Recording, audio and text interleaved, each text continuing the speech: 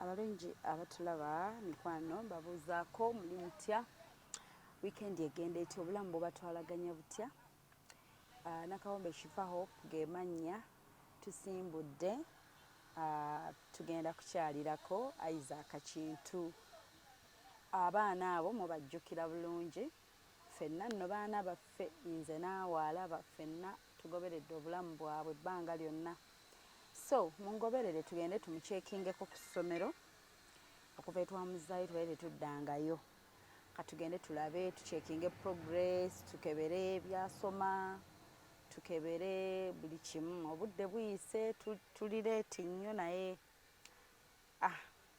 katusabe batukiriza okuyingira tubaagala nnyo mubeereeko temuvaako nina bagamba nina okuskipinga on ngamba wa updates kuba munaye bano baana baffe ffenna twakeera ne tubazaala ffenna wamu mbaagala nnyo mutugoberere Nakawombe Shifah gemannya Bambi musubscribinge ku channel yaffe Yewunyisiza omwagalwawo surprise your loved one namba zange weziri awo ku screen +256 782 101569 oba +256 702 56 2157 mbaagala nnyo mungoberere tugende ffenna tukyalire ku mwana waffe mutabani waffe I love you so much. God bless you.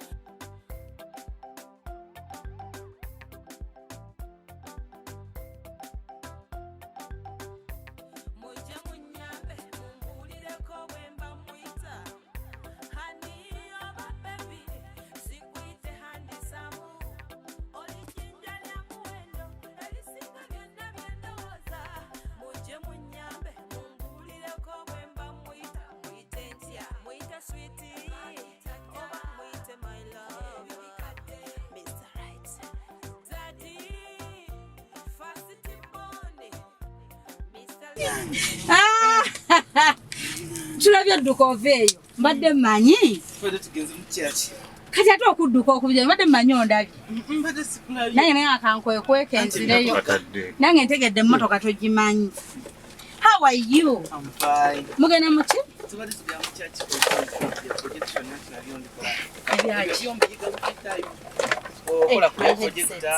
Projector? Yeah.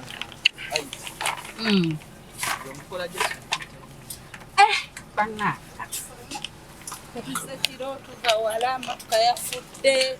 Everything is a mess.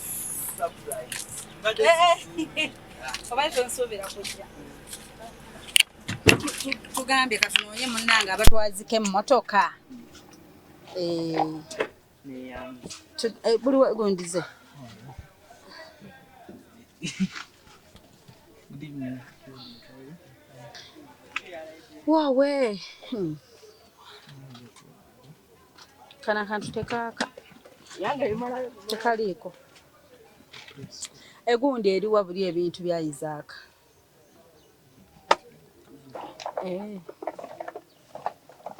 Kamuwe kano tunyumye data. Tebyakyaginze. Kali mundo. Nkubidde tikyawo oli nangamba taliiwo. Agenze ku machanga tumaze okwetinga ndi.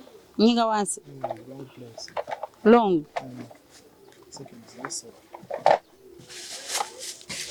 Kati mikwano gyo bakuwadde ku byokulya. Atubirya kiro. Mbirya kiro? Tebakiriza kufuluma ntugulya ebyokulya. Tebakiriza kufuluma ntugulya ebyokulya. Sure.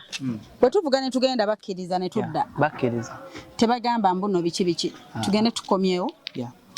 Kati tusaba oba tugende bugenzi. Oba olina okuyita wali muwapi. Anti vidi basinga nnyo kwagala kulaba ku performance. Kati yo genda ndabe performance. Kati nabadde njagala nkulabeko ng'ofiriminga gundi. Ofiriminze?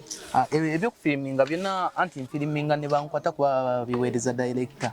Baba biweereza director? Kati wompa email tuba tusobola okugikuteerako. Niyanza mu. Wangambye ne flash? Niyanza. Ne mama budde buzi. Mbadde mugenda mu church? Church si kyagenze. Kati baliwa mikwano gyo. Tukyagenze na mu church? Kati omuntu akkirizibwa eyo babuuzaako. Oba obudde buyise. Nezino zinakolera. Anti ziba zeetaaga nga zigenda mu pin. Obudde buzibye nga manyi bagenda tugaana okuyingira nga njagala wali tugende nkugulireko ku KFC. Tebasobola gaana. Tebasobola? Kati nsabaana. Tuba tugenda ali mu office. Zino zinaakola. But za Bluetooth wireless. Gundi ya mweriko Bluetooth. Simanyi. Kati ziri waliwo wano pin ewegenda. Kati ziba tuba tugenda. Kati echeza tulina okugulayo pin. Bwe tufuluma tuba tufulumye tusobola okufuna pin. Wama pin. Teacher mami tuba tugenda nabyo mu videography. Videography. Mu office tuba tugenda na. Neno flash 8 GB. Mbireka wali mu motoka. Okay, giro birekedde wali gundi. Abazadde abajja leeti be baffe. Munkubyeko surprise.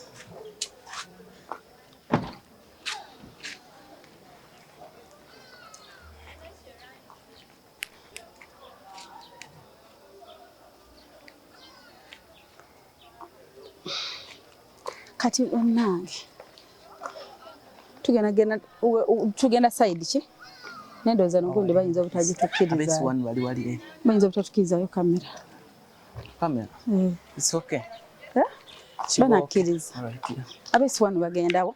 Wali eri wali abaana abangi. Abangi? Okay. Drone bayiga givuga. Bani? Gwe wagiyiga? Drone. Bali abalema bajasa nojjasa.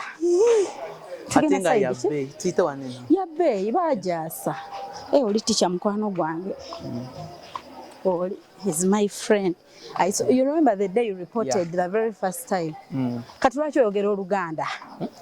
Lwaki oyogera Oluganda ku ssomero? Oluzungu njogera Oluzungu ku ssomero. Ye teacher ani? Bomita teacher Sendios. Teacher Damba. Teacher Damba. Yeah. Ali busy kansoke muleke. Tugenda side ki? Wow, wali. Isaac abashitogera luzungu. Ayi atumanyi luzungu. Anti, oluzungu njogera. Oluzungu njogera. Ate ng'oyogera Luganda nange. Seems you don't know English. I know. Kati mwalidde ki? It was posho at lunch. Mwalidde posho. Yeah, it was posho at lunch. Omuzadde wa jjaleeti azze kiro. Mumanyi aba busy. Muzadde wa aba busy. Mbadde mmanyi omuzadde wo omunyigidde. Obadde tomusuubira nakujja muzadde wo. Musuubira kujja kati. Kujja kati wadde osuubira dde. Anti kasa sawa musanvu zayiseemu. Sawa musanvu ezayiseemu nobanga tokyasuubira. Nze kulaba bwe wasomye. But it was a surprise. Surprise you. Oh. Okay. Oli musanyufu? Nnyo. Oyagala lya ku ki? Kyonna. Posho. Posho and beans. Nenga si posho. Si posho, mbadde manyi ne bweba posho. Kyonna ekisigadde nenga si posho. Posho nalidde lunch. Oh. You ate lunch. Kati oyagala chicken.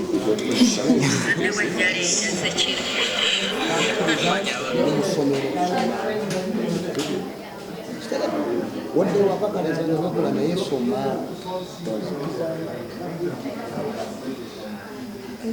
Kintu. Yes. How are you? I'm fine.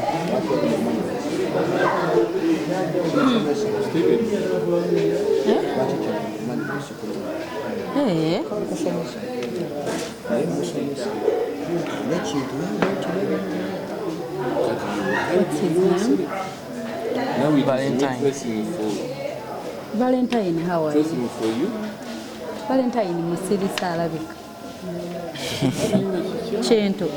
Valentine ali ati. Musirise?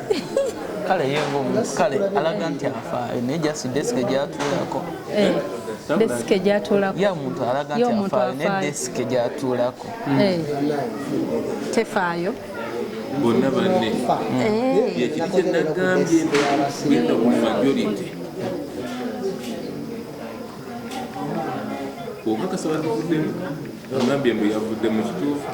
Simanyi kubajjukira twaze mu vidi saa zino simanyi oba yakyusiza desike. Kyokka amadesi mwereddeyo nakyakulya naye kangire kasaba nzikiriza Buganda oba banzikiriza omufulumya wali mufunireyo obuwonde obwokulya akole ki akomewo. Sikyo tikya.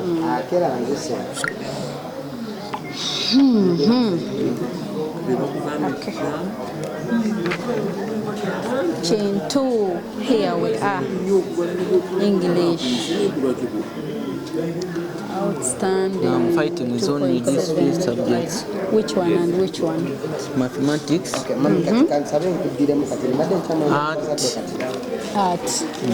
Art and design. yeah. Only designer. Ate ng'akola videography. Yeah? Yeah. No, Kintu. But teacher in math, you know the problem. What's the problem? He knows. I told you last time. Mikono maaso. Mikono maaso. Teacher omugambe, what's the problem? The working teacher. Kintu knew that one. But the problem Kintu, she never applied it. She knew the content in the head. Yeah. He didn't bring the content. Nenga mutima mutwe bimulimo ne natabiteekayo. Oba he lacks confidence. This man has confidence. Naye kiki? He is the group leader, not so. He missed the first time. Hey. Group leader. He did. Group leader. So if he can work on those Ate kati ndaba akulembera. And now you see, I've never seen work on a group outstanding. leader. The one They that said trusted not getting the students told me. The one who's coming to me. teacher Joshua, Bambi our group leader, Bambi had him some marks. Do you know what it means to be teaching you? Get last.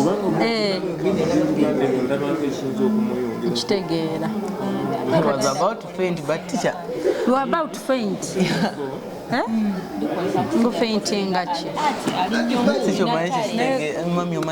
Ati chomanyi mutwe you bring it out. Kale nera bitoteka ko working kupapula. Ekizango okimanyi but you just forgot. Working nagikolera kale bali kati sagikolera kupapula. Temwagirese.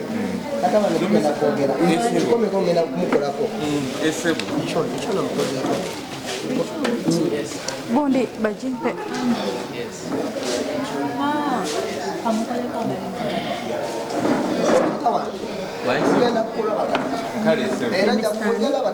Mistani. Mpaka wanapa maxi za njagala. Jesisomesa abaana. Yeah. Sorry. Atakufaanana era. I know. Naja kyusaamu.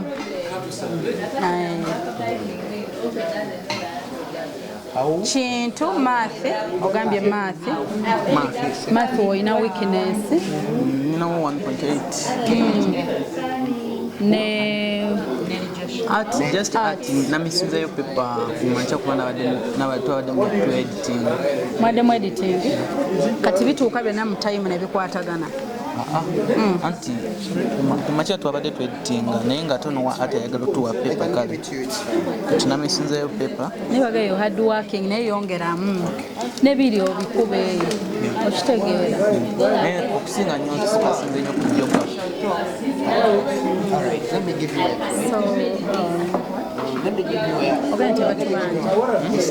tebatubanja tuli clear. Okay. Chicha nyina kyembadde nsabako ono waliwo obuntu bwe bamusabye headset badde nsaba tufulumeko waneeno mbumugulire muzze kuba mbeera wala ate bwe ngamba okubireeta nsooke nziruke tubireete.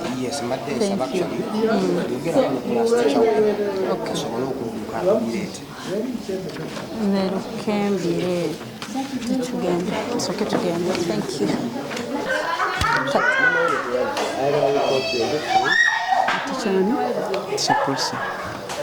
Teacher Prosi, mbadde nkusaba nzirukeko wali leeta obuntu bwa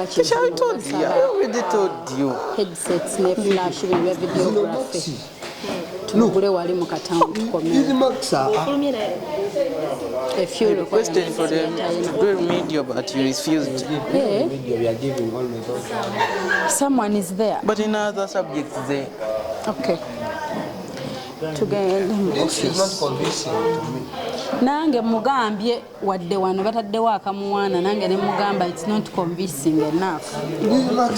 Ate nga asobola. If it was not easy, what do you mean you're going to be moderate? Yeah. You're going to be among the moderate students?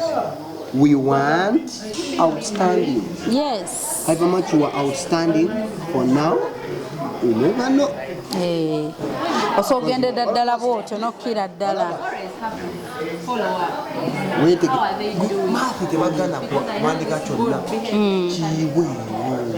Bring it out, Mbo, he forgot.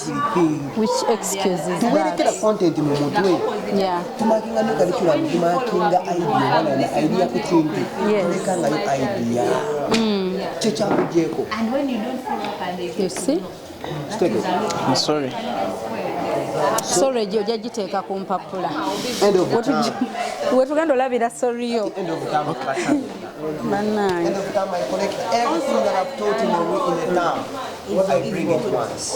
Naye ye mwangu. Omanyi lwaki ogamba videography mwangu? Because okyagala ku mutima. I think that's why. You're inspired. Who inspired you? You. Me? Yeah. Wow, that is nice. Nga nesimye oku inspiring. Katugenda? Yeah. tufune obuntu bwe bakusabye ate neki ate n'ekirala editing n'ebyo streaming nali ojja kusendabirwamu ng'oneegombako ki streaming editing kale n'ebyo ebyokukola ku TV ebyokukola ku TV when did it start olunaku lwe nali eyo nga mbatunuulira nga abeeditinga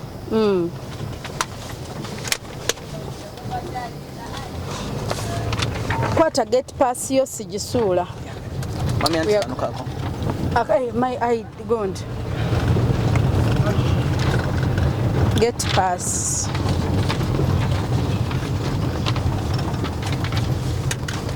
bannange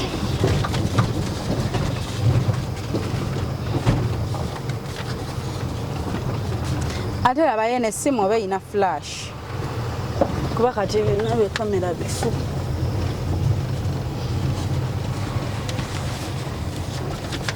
Thank you.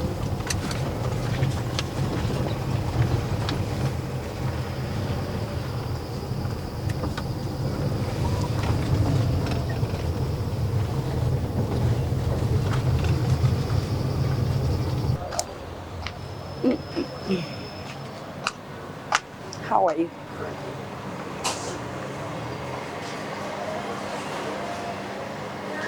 Q starts here.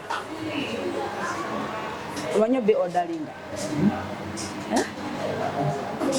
Tomanyi. Njagala oyige. Oyina bameka boogera waako. Naye Babiri be bakwano bo. Nabo bakuwa ku byabwe. Kati tugenda kufuna streetwise 5 ya bifi ebyo 5 kuliko chips ne soda. Thank you. Yebaleko soda. Njagalayo streetwise 5. Yes. Eri. Yeah, 43. Ya 43. Tuwe ya mirundi ebiri. Mutemuli akamulale. Mu bucket Ogenda kozesa cash? No, cash. Kale tuwe gondi, tuwe bucket 2 zonna za 43. Zonna ziriko obusoda. Abadde ogwo obusoda ki? Obusoda ojja kwogera wali bagenda kuwabona. It's okay. But zonna kuliko obusoda, tekaawo. Store. Yes. Time 86.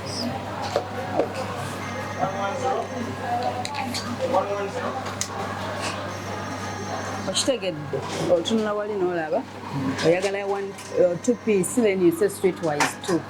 If you want 3 streetwise 3 like that. Oba oyagala mu kamulali ogamba spicy oba ba mixing spicy oba ne bateeka bino ebitali spicy ye kamulali. That is how it is. Thank you. This is my first time. First time. And it's everywhere. Zonna. So I think tuleko wano tulindire wano.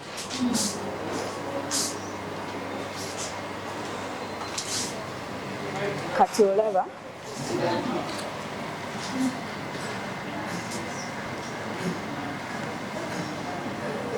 tulindira wano. Tulindira 11 tuli 1111 wali they are preparing then ekidde collect order okitegedde kati eweyidde edda wali then bw'olaba enamba ng'eri ku receipt yo ezze ku collect order then collecting. That's what you're going to do. Kati 373 ali waggulu then one the moment wejja wano ebeere eri ready.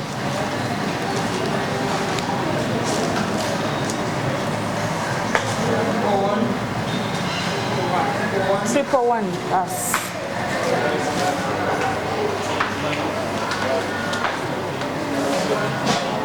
So that's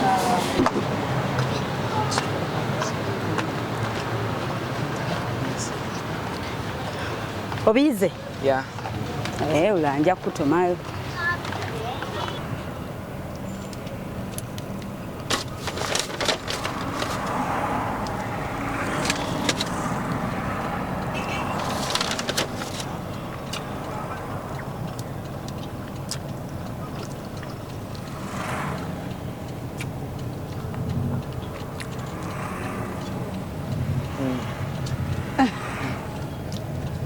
Ekisinga.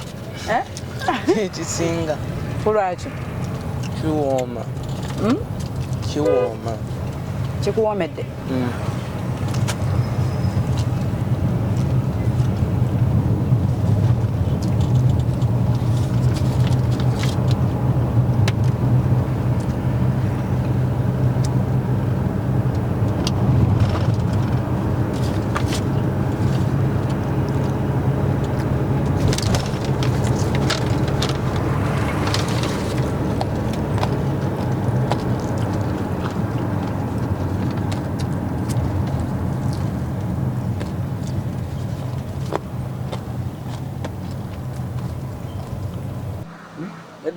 Nze byange byakwangu. Tinaye wagana. Abatunda eno gyeba. Abeeno?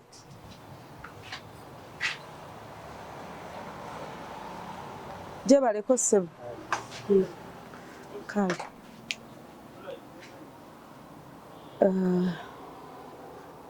Olinga atyayo? What's wrong with you? Nze nno byange bimanyi biba bya speedi biba bya muntu kubeera sebo anti noonya kati bya kyakyo nga ebiriyo bisiibamu so tunulamu oŋŋambe bino tunulamu ŋŋambe you don't have a choice nekyo ndabanga oba ekiri kitya kikutuuka ekyo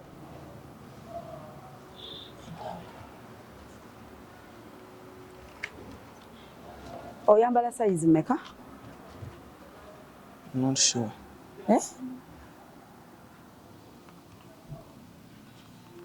Ndaba mugamu lwaki? Factory gum. Kyoweesiga. Otuwadde kyoweesiga. Nti otuwadde kyoweesiga obulungi. Kikutuuse? Wanene kiba kitono. Kitono? Yeah.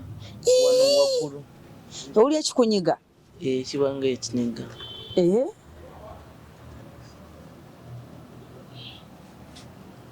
Kale nze ndaba ate kibadde kiyinga. Ate kali katono. Nze kiri kiraba kibadde kikoze. Kino eno. Naye maama. Katwagala ekyo naye ndaba kirina gaamu ebbali. Kigenda kuta mangu. Kano ate kayinza obba katono. Kaganyuma ntwala ziri. Katono. Kantwale zino. Mwana alina ekigere. Kino tekimugobeeko mangu ku ssomero. Mami. Manyi okwoza. Manyi okwoza? Toli mukyafu? Siri mukyafu nze. Leeta n'ekyokubiri. Kino ndaba ng'ekimutuuse waaba taakigubye.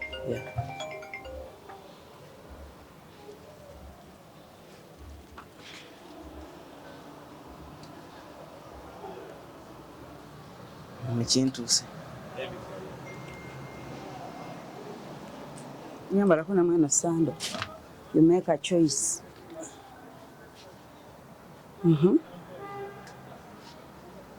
Which one do you prefer?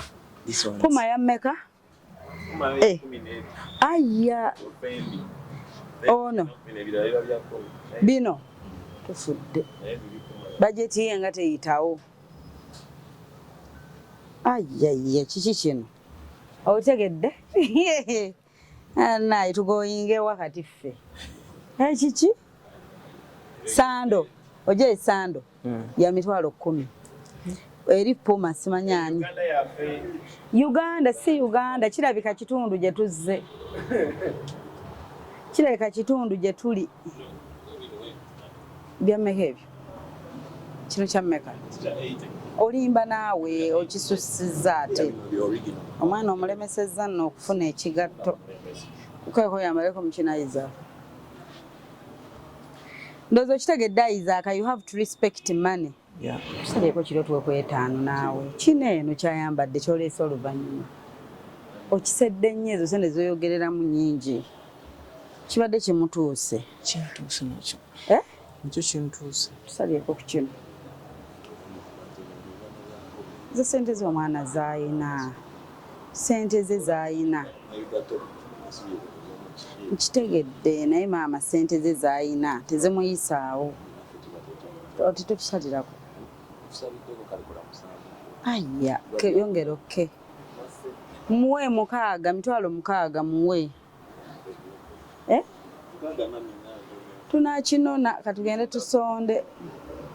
Katugende twegatte tusonde tunadda olulala nakimutwalira. Uganda yaffe yatubeeramu.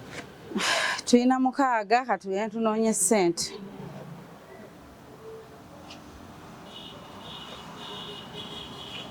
Genda baaga yange.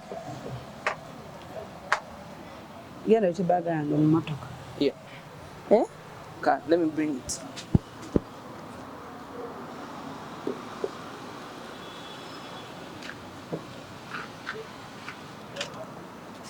Ate zino ezaffe abakazi za mmeka? Eno eba ya 70. Eriwa gy'ogamba? Ngambye eno engatto.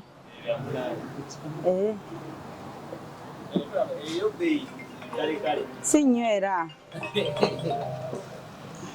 Atumanyi ebintu byaffe bwe tufuna wala tegere kati transport eteremu ne traffic. Mufuna wa? Mfuna wala wa? Bweru? Ani atajja bweru? Sisobola.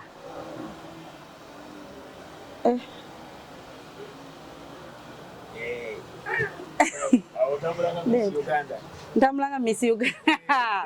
Owaana. Kwata muwala we omwana engatto. Acha jangu kwanza. Wala si. Zono. Kiri anti muneetuwa ekijja mu gundi. Kiri okikomya aba mmeka?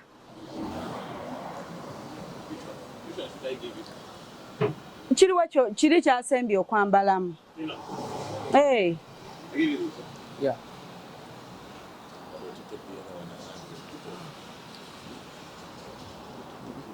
Let me take these ones.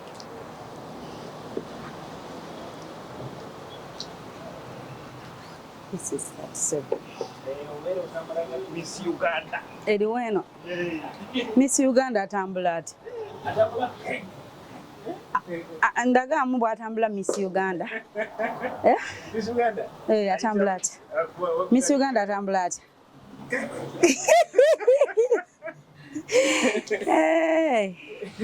Mbu Miss Uganda.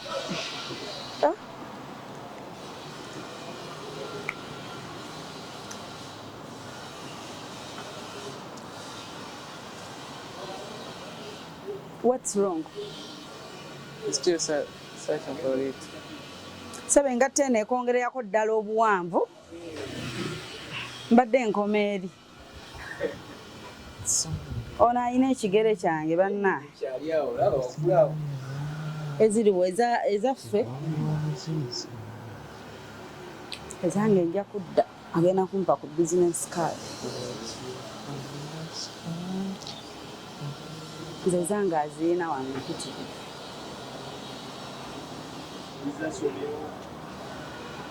Nze sisoma nakoowa n'osoma.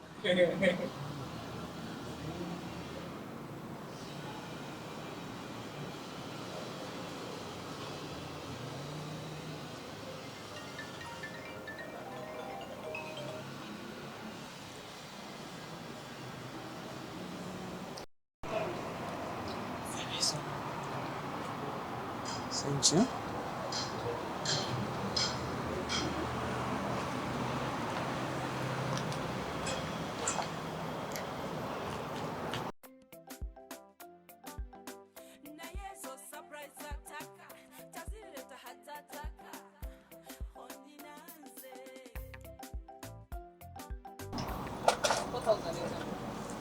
What are that?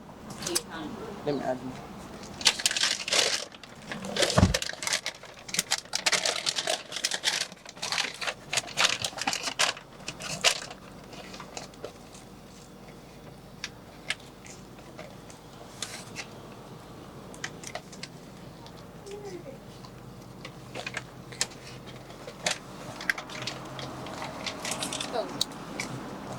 6,000. Let me add the one.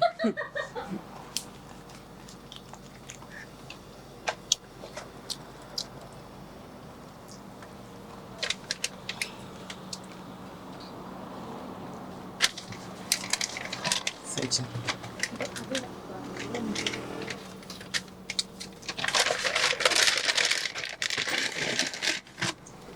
Can give me sweets.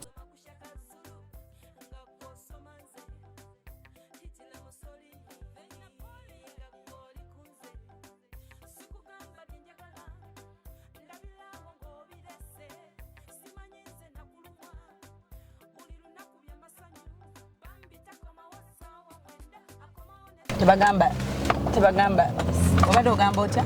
Thank you. Obadde okyogera thank you oba okyogedde mu Luganda obadde ogamba otya? Thank you.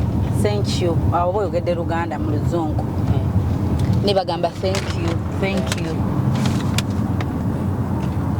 Tetugenda kugula memory card ate tugule flash ate tugule ne memory card byonna zonna gundi Nja kunnyonnyola teacher. nti ki yiyo forex okabe akapande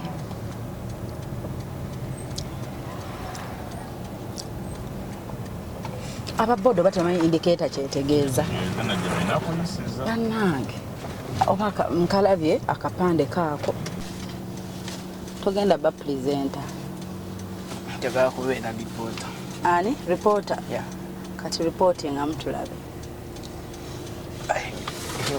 Kira nnyo bikola kusomera nga tulina microphone. anti yiyo ina microphone nfuneyo microphone ngikwase yiyo microphone yiyo microphone Ngenda kukola nga bye tukola kusomera eh Okay. Yeah. I'm Kintu Isaac.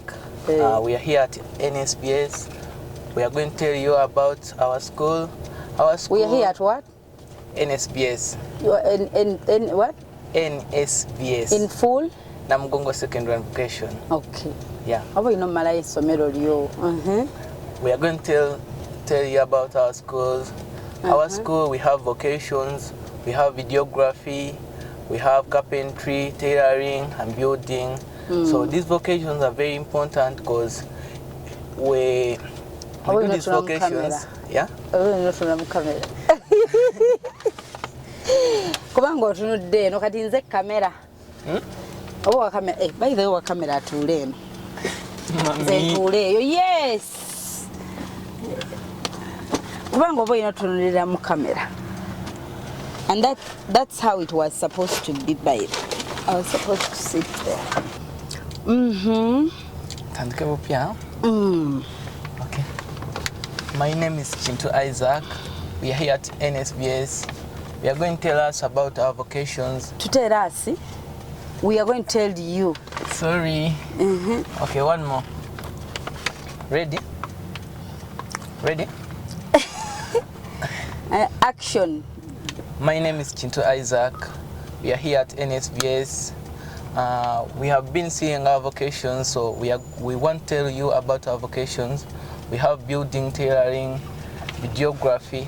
Especially in videography is the very important vocation at our school, because videography students learn many things like editing, shooting, and even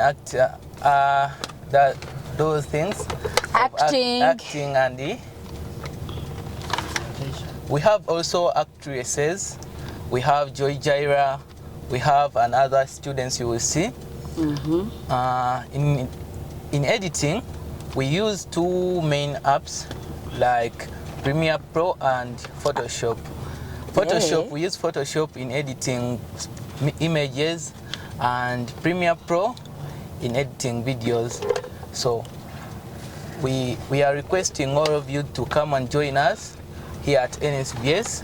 I have remained as Kintu Isaac for NSBS. Thank you. People don't know what NS what like. NSBS in full is Namugongo Secondary Vocation. We are in Namugongo, so come and join us. Thank you. Your class? I'm in S1. Okay. Yeah.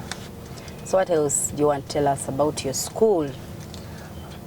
At school, there is change of diet. Yeah, there is change Bambi. of diet. Monday it is rice. Charge? Bayai. Okay, Monday is rice. Tuesday we eat posho. Wednesday it's something mixed. Yeah. We can eat rice and meat, or we can eat cassava and even sweet potatoes. So Namugongo Secondary Vocation is a good school. Yeah. We need more. How was the experience when you reached at school? Did anyone tease you? No. No one teased you? There's no bullies. Yeah. That is a good school because there's no bully. Yeah. No. You don't? It's Christian founded school, so no bullies. We normally have prayers on Monday and Saturday and Sunday. Okay. Yeah. So what chicho singo kwagala about your school? Music class and even my vocation, videography.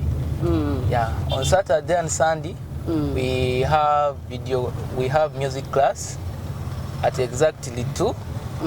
Yeah. So music class is very interesting because we learn how to play different songs. Yeah. Different instruments. Yeah, like piano, acoustic guitar, bass guitar, and electronic guitar. So katigweriwa jokuba, which one are you good? Piano, I think I'm done with piano. Now You're I'm done? Yeah. For real? I'm done with piano. You know we have a piano at home. Yeah. I'm done with piano. Now I'm learning acoustic guitar.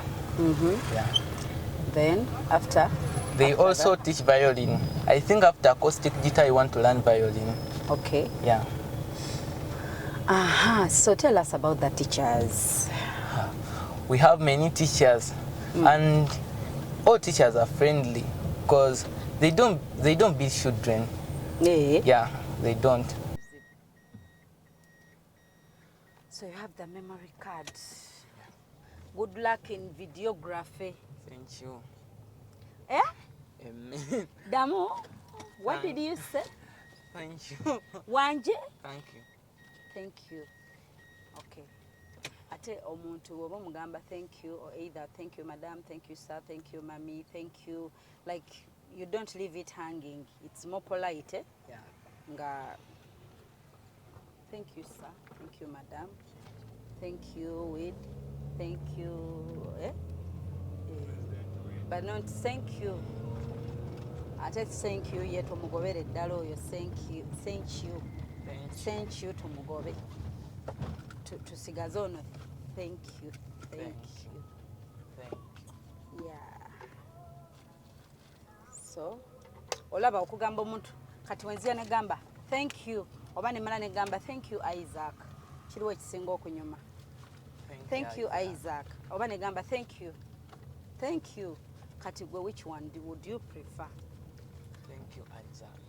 Nenzo, no, I think I can be a good teacher. Yeah. Hey, I think I can be a good teacher. Because we are kubachi. Lawyer. Yes, so my lawyer John Polereze. Obere lawyer wange. Yeah. Nga batuzimba za apartment nga gwe lawyer wange gwe nkwasa ebizimbe. Sicho high five. Mulabe lawyer mukwate bulungi nno. Lawyer ate nga amanyi instruments, amanyi videography and editing, you know, buli kyosobola kikole. And you have to do it now. Ffe munange bwe tukula ne tukaddiwa obwongo butandika okukwata ice. Naye mu obwongo bukyakola kibukozese. Toweesaasira. Okitegedde? Overload. Kuba you never know. Bw'otuuka okukola kati tolaba nzi. Nansi amaliriza ate ali ku TV, ate aliwa. Ndowooza omanyi nti nasomako Nansinge. So kati kyenkugamba nti ekize mu kkubo lyo you do it. Kuba the other time twakomota oli ku gundi piano ongambye wagimaze oli ku kirala oli ku kino naye nga ne bino mubifokasingako. Academics first. Academics first. Exactly. Then ebirala ne biryoka biddako. Yes. Tunaatera oweta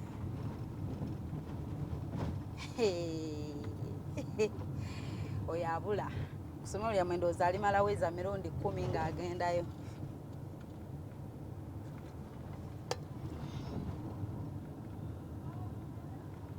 So tuyimize ku buboozi obuli fun about your school, ebintu ebimu ku biri fun, buli ssomero mubaamu ebiri fun. Fena ffe tulina ebiri fun abaana bye baakolanga ku ssomero. Omwana kyasinga okuba fun ng'asesa. Bagalya. Ye bagalya. What's so fun about him? He likes dancing, but he don't know how to dance. Mwalimu mugambyeko nti mukulu oyagala nnyo amazina n'ebyozina tebinyuma. I can't tell him. He'll be annoyed. Yamanya amanyi. Oba alinga nze nange nyanya amazina naye ate sigamanyi. Naye ate bwe mba neenyenya mba mpulira mmanyi. Okitegedde mba neewulira mulinga byenzina byebyo bituufu. Naye maama bw'omala obbizina n'oba n'obiraba when you're recording ogamba nga tebinyuma ng'ebyabalala. Oba we mba ntudde mu ntebe mba mpulira amazina nga mangi. But when I stand up, Mama, I'm a boring dancer. See, I'm not good. Ebyokuzina byannema ne mbivaako. Amazina gaagaana. Byagaanira ddala. Ate okuyimba. Okuyimba sirina ddoboozi ddungi. What of acting? Acting we are learning. Acting you're learning. Yeah. You're learning how to act. Because you love it, that's why you're learning.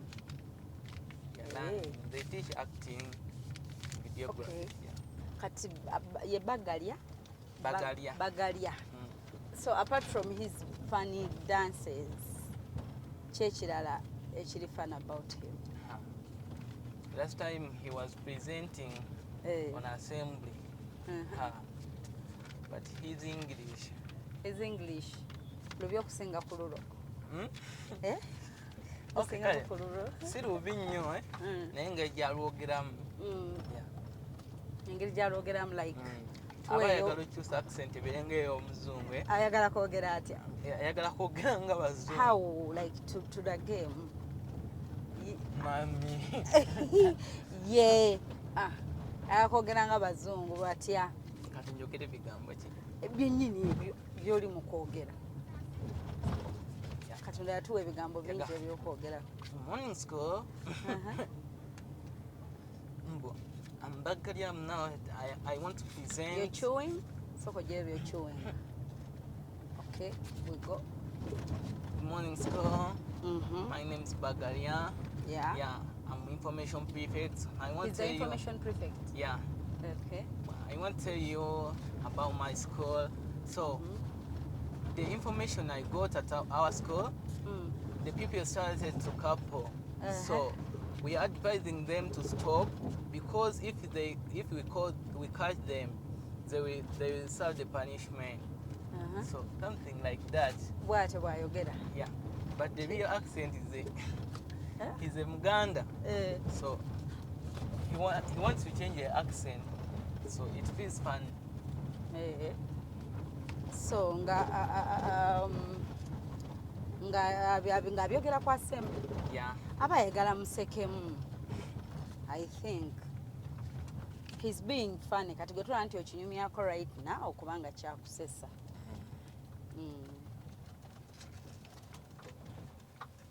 Yeah, leero tebatubuzizza. Yafutseyo. Namuyimbiridde nnyo nga njagala akwateyo. Kubanga what if I've travelled nga yalina okukyalira.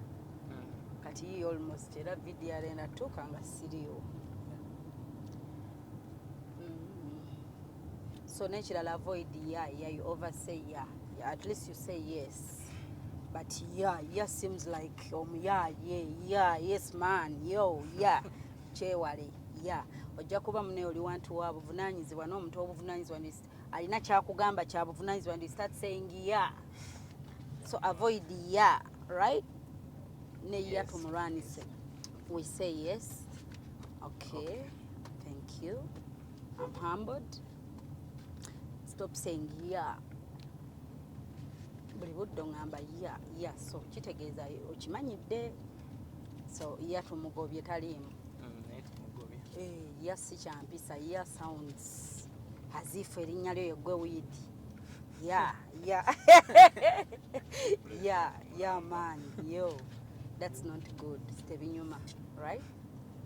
Yes. So yeah tumugobye kati gwe kubamu akafaananyi nga nze ndi ku TV presentinga okitegeera nga you're watching me tosigwa agamba nti ndi role model kati tugeze oli kulaba role model ye Shifah. Hello viewers, yeah, I'm by names of Hope Shifah. Yeah, as you can see now, yeah, I've come to surprise Isaac. Yeah, Isaac is a nice guy. He's a nice boy, well behaved. That's why I'm here to surprise him. Yeah, someone sent me. Like, how does it sound to you? Yeah, so I'm here by names of NAKAWOMBE Shifah Hope. Yeah, presenter from Baba TV. Yeah. Gwe kikuwulikikira kitya? Very Worse. That's how you sound, my son. You sound worse. Ng'oyogera yeah repeatedly. Tekinyuma ekyo tukigobye. Okay. So we say okay. Yes. Omuntu bw'akuwaana n'akuwa good compliment. Kati nga compliment tikyawo gye yakuwadde wali nga tutudde. Yagambye you're well behaved. Ofaayo. Omugamba I'm humbled, sir. I'm humbled, madam. Thank you. Okitegedde? Yeah, humbled. I'm humbled. Nsiimye. Appreciate. Thank you. Thanks for your comment. Nange simanyi Luzungu mwana wange. Olumanyi. Sirumanyi ffe tetwasoma. Naye twagala ate mwe mube baakabi. Obadde omanyi nasoma? Wasoma. Kati oyinza okubeera Nansi nga tewasoma. Munnange tugwamu bigwe tetwasoma nnyo naye we try. Empisa, being down to earth, tekirina kye kikuggyako okubeera humble. Omuntu akukola ekyakukola omuleka agende. Kiyita to come to pass. N'olwenkya ne lukya obulamu bwe butambula. Empisa zijjukire nnyo okusiima. Ate Eva siimanga nnyo abantu abalala ate naawe obeere omuntu ayamba kuba abantu bajja mu nsi ne batuyamba nga tetubamanyi. And we are talking out of experience, right? Tukirabyeko. So naawe osiima abalala. Yeah, so far so good. So far nkusiima kwenyumirizaamu. Era lwe ndijja kusoma ne baŋŋamba oyo omwana takyawuliriza sijja kudda nange nja kuba nti ayo nga ŋŋamba sirina gaswala. You've seen some of your teachers nga bammanyi kati nga bagenda bagamba naye at least tutereeze mu ebyo kati nnyo butono nnyo no mu academics subject bbiri tu yeah n'endala oyongereko. Balagawo abaana bagenda for sports. Togenze bakulese? Sports. Tokola sports. Batwalako bakola bokka. Yeah? Yes. Your KFC. Mbadde manyi onaagyerabira. Even shoes. Your shoes. Thank you, mommy. You're welcome. Bino biyingizemu. Bino soko bino. Bigatte muno. No. Ebyo bireke bino. Obiyingize muno mu kaveera k'engato.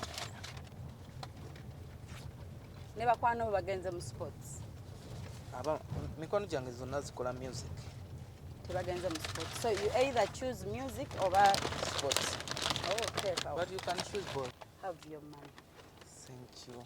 Wanji? Thank you. Njiriza sente zange. Fine.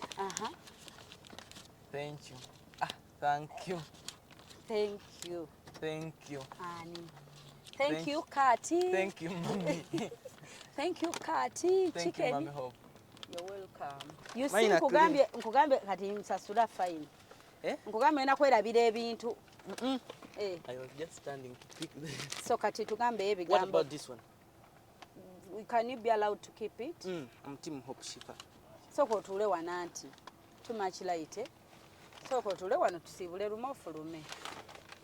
Ononga aseka, is he your friend? Yeah. Okay, ngonyumi. Okay, fe tukusibudde. Oli happy? I'm happy. Buli kimu kiri okay. Toyina kyoweekwasa ninze results, right? Tewali kyonna. Sirina kyonna. Zino engatto zakusabira mu kusala. Sigala ziri nigina ng'ozisiibamu. Sente olizisuula. Era osuula muno nange nga nzitwala. Where are your keys? My keys. Tulidde ogamba patron yabina. Bino ebintu bisse somewhere. Either buno obuntu busuula omwo, yes. Kati sente ziteeke oba mu nsawo. Kuba okutta ebintu bingi. I will keep them. Kakati tusiibula abatulaba. Tukyotongera beebaza baatuyamba okuva luli munnange. Bonna abatulaba bannange tubeebaza. Mwe batuyamba mwebalire ddala. Ne Mami Suzanne. Abatuwa ekkubo. For us to come where we are now. Sikuba olyoka naye bampa obulamu obupya. Bako obulamu obupya. So, tumirako ne mami wo. Ne Sarah. Nibaza nnyo Mami Hope, Sarah. Mwebaliza ddala kuba yansasulira school fees. Singa tansasulira simanyi. Okay, so totumiddeko maama wo? Mami wange. Mami wange suubira nti agenda kubandaba. Ddala wo, ojje nga totereera. Naye mutumiddeko mami wange ne daddy wange. Bonna mbatumiddeko mbagamba nti mbaagala nnyo. Alright, nze kusiibudde. Bye. All the best in everything. Kyotamanyi obuuza. I appreciate. Thank you. I'm humbled. Okay, bye. Bye. Mikwano bannange. Nfunyemu obudde ne Isaac. Tutuuse leeti okujja okumukyalira Bambi. Badde up and down, badde mune trips nga na traveling nga nkomyewo work here and there nga bwe mubimanyi. So naye nga mbeebaza mwenna from the one eyatuwa emmere like anything buli omu kye yakola okuggulawo ekkubo. Njagala continuing nga mbaleeteranga oggulawo laiti galawo. Njagala continuing nga mbaleeteranga obulamu bw'abaana bano because njagala nnyo omulabi waffe oba omuntu yenna ali eyo abaweddemu essuubi oba omuntu yenna asobola okuyamba kikulaga oba kikuwa ekyokuyiga. I want you, nsaba bulamu, Katonda atuwa obulamu ffenna mwe abatulaba n'obulamu bw'abaana bano ffenna tubeerewokko kuba njagala nnyo ebintu like bye tuweera Katonda obujulizi ne tugamba nti oyo abadde Katonda, nti oyo ebireetera okugulumiza Katonda. Buli muntu ali eyo abeere nga teyeevuma nsi.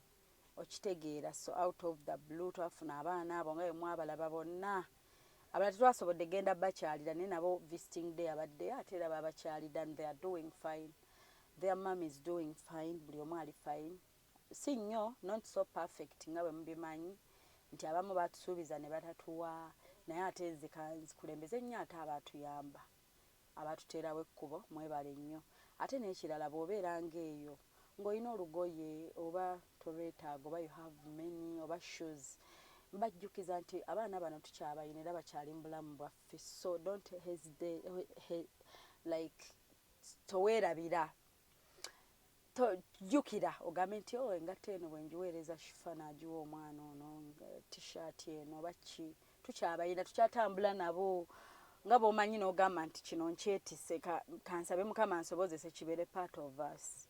not sitekiri nti buli kye tukola wano kuba oli ayinza olaba nanga Shifah n'okugendayo oba ssente yafunye nedda mukwano wadde 10 teri byonna ebisinga byolaba it's coming from my pocket. So kati ate nange mba n'ebizibu ebyange kati gwali eyalaba bw'oba olina ky'osobola okuyamba olumu yambaako kuba tusigala tutambula ate abaana bali promising bonna they are doing well baagala kye bakola bagezi like kugamba nebaza ne Katonda Bambi okuba nti twabazuula ne tubaleeta ate ne mu reactinga ne mufaayo okuba nti Bambi Katonda yebale kubanga school fees ziggwa ne wabawe byetaaga ebirala medical abaana balwala biki and everything ate nga ne mu birala tukyegattagatta naye nga nsanyuka ate nebaza Katonda atuwadde obulamu atuwadde ekkula lino atuwadde omwana byonna byamanyi bye yali tamanyi bannange mwebale nnyo sijja ku mentioninga nti ono oba oli naye mwebale nnyo Mukama akibabalire Mukama akubiseemu Mukama abasanyuse ate namwe Mukama byonna bye muyayanira kuba abantu bo balowooza mbu gwe okuyamba tugeze mbu omuntu walaba wano Shifah ng'ayamba omuntu ayinza olowooza gwe obulamu bo buli perfect byonna by'oyagala obiina oba tobiina kati we bati abantu we bati abatuyambako ne batuwa entandikwa nga tukwata ku baana bano tebalina byonna bye bayayanira naye olwokuba balina omutima ogw'eddiini n'omutima omugabi n'atoola kayina n'awaayo abaana ye alina by'ayagala sigamba nti babiliyoni ya bagaggawaladde obulamu bakola everyday balina bye baagala ne batoolako kwako akatono ne bagamba nti omwana ono kamugatteko kino kankoleyo kino kankole bwe nti bannange mwebale nnyo mwebalire ddala tubasiima Mukama abawe abagabirire abasanyuse. So simanyi you imagine nga tuyimiridde tuli awo nga Isaac alina kyatuuseeko nga oba kato oba bali abaana abalala baby girl buli muntu ayateekamu omukono bannange ogenda kuwulira essanyu ogenda wulira obuwanguzi nammwe abatusabira essaala waliwo ababeeraayo nga batusabira nammwe tubeebaza. So thank you so much, we love you. Sigadde nina Kawombe Shifah Hope continue changing lives, save lives. Mwongere okuyamba mukyuse obulamu wonna woosobodde lwakuba olumu abantu batumalamu amaanyi betuyamba naye obyesonyiwa n'ogamba nkikolera Katonda sikikola muntu mulala kunsasula. Subscribe to my YouTube channel Yewunyisiza omwagalwawo, surprise your loved one. Ate n'emirimu nje basaba mugimpe kati mulaba nyina obuvunaanyizibwa bw'abaana mubalaba okitegeera bwe mumpagira ate nange ntoolako nenkola ki ate nange nyina ebyetaago bingi nno ddala mbaagala nnyo bye bye.